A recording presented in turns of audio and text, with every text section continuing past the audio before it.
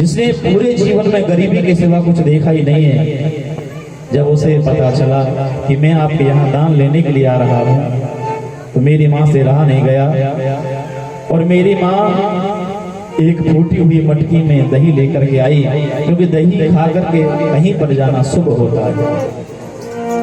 मेरी माँ ने दही की मटकी मेरे सामने रखी और मुझसे हाथ जोड़ करके कहा कि बेटा,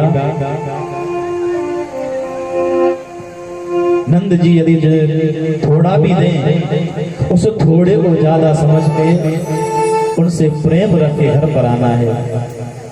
थोड़ो दे बहुत कर मानो, प्रीत राख घर आइयो। अपने और नंद बाबा के संबंधों में दरार मत डालना। नंद बाबा इसी बात पर रीझ गए, इतने भाव विभोर हो गए। नंद बाबा ने कहा, भांडी कि जो कछु कहो सुन्यो काहू सो, दोनों दोनों दीनों। जो भी तुमसे किसी ने कोई याचना की है, मैं सबकी याचना, सबकी डिमांड डबल करता हूँ, दुगनी करता हूँ। नंद बाबा के यहाँ का एक ब्राह्मण, उनका जो कुल पुरोहित है, जब उसे पता चला कि नंद बाबा के यहाँ पुत्र हुआ है, तो आज वो भी नंद बाबा के द्वार पर आया। ब्राह्मण ने कहा, नंद बाबा, मैं जीवन में पहली बार आपके दरवाजे पर कुछ मांगने के लिए आया हूँ। आज से पहले कभी नहीं आया। आया इसलिए नहीं क्योंकि आपके यहाँ मांगने का अवसर कभी आया ही नहीं। तो जब आज पहली बार अवसर आया है, तो मैं आपके यहाँ मांगने के लिए आया हूँ। नंद बाबा, आप मुझे आज ऐसा दान देना कि आज का दान लेने के बाद में मुझे किसी के दरवाजे पर ना जाना पड़े। नंद बाबा बड़े सरल स्वभाव की इसी बात पर रीझ गए। नंद बाबा ने संकल्प करके 1 लाख गायों का दान उस ब्राह्मण को, अपने कुल पुरोहित को दिया। ब्राह्मण देवता गायों को लेकर के अपने घर पहुंचे। जब वो दान लेने के लिए आए थे, तो अपनी पत्नी ब्राह्मणी को बता करके नहीं आए थे कि नंद बाबा के यहाँ जा रहा हूँ। उस समय ब्राह्मणी यमुना जी पर जल लेने के लिए गई थी मटकी में।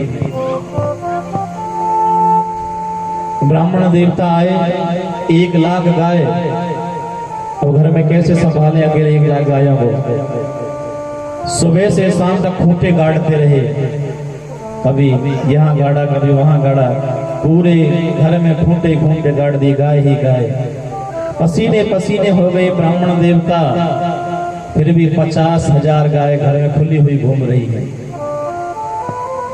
और जैसे ही ब्राह्मण ने दरवाजा खोला, जल की मटकी लेके आई, और जैसे दरवाजा खुला, गौ माता ने सींग लगाया, और सींग लगते ही मटकी धड़ाम से जमीन पे गिरी, फूट गई। ब्राह्मणी गुस्सा हो गई, क्रोध में भर गई।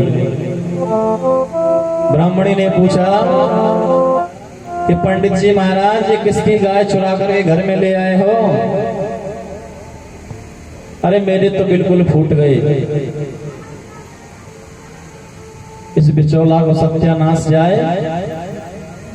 आपकी पहले तो बड़ी बड़ी प्रशंसा की थी, बड़े अच्छे हैं, ये हैं वो हैं, और जब आपके साथ में विवाह होगा तब मुझे पता चला कि आपका ऊपर वाला डिपार्टमेंट तो खाली पड़ा है। अरे तुम में है ही ना।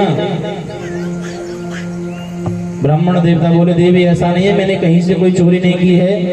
अरे नंद बाबा के यहाँ 90 वर्ष की आयु में पुत्र हुआ है, उन्होंने मुझे 1 लाख गाय दान में दी। अरे माताओं का स्वभाव देखो। ब्राह्मणी फिर गर्म हो गई, लाल तेज। बोले महाराज ठीक है, जो फ्री में दान में मिल रहे हैं तो दान भी उतना ही लेना चाहिए जितनी आवश्यकता हो, जितनी जरूरत हो। देखो हमारे घर में 1 लाख गाय रखने की जगह ही नहीं है, आप इतनी गाय क्यों लेकर के आए? अरे मुझे तो पहले से पता, आप में तो बिल्कुल है ही नहीं। ब्राह्मण देवता बोले, देवी ऐसा नहीं है। अरे मैं इसलिए 1 लाख गाय दान में लेकर के आया हूँ कि 50,000 गाय मैं अपने यहाँ रखूंगा और 50,000 गाय तुम्हारे मायके में भेजूंगा, क्योंकि तुम्हारे मायके में भी तो दूध नहीं है। ब्राह्मण इसी बात पर प्रसन्न हो गई। ब्राह्मणी बोली महाराज मैं तो सोच रही थी आप में है ही नहीं, लेकिन आज पता चला आप में तो बहुत ज्यादा है। अब तो बड़े बुद्धिमान हो।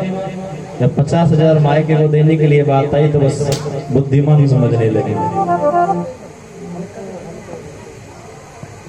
नंद उत्सव में मनाते मनाते 6 दिन निकल गए, किसी को यही नहीं पता चला कि 6 दिन कैसे गुजर गए। नंद बाबा को याद आया कि मुझे हर वर्ष मथुरा राजा कंस के यहाँ कर देने के लिए जाना होता है। ब्रजवासियों से कहा, ब्रजवासियों तुम भाव और प्रेम से उत्सव मनाओ, और मैं मथुरा कर देने के लिए जा रहा हूँ। ये गया और अभी आया, आप लाला का ध्यान रखना। नंद बाबा मथुरा पहुंचे, कर दिया, और अपने मित्र वसुदेव जी से जा करके मिलते हैं। तो वसुदेव जी को तो पता है कि नंद जी के यहाँ वो बेटा किसका है।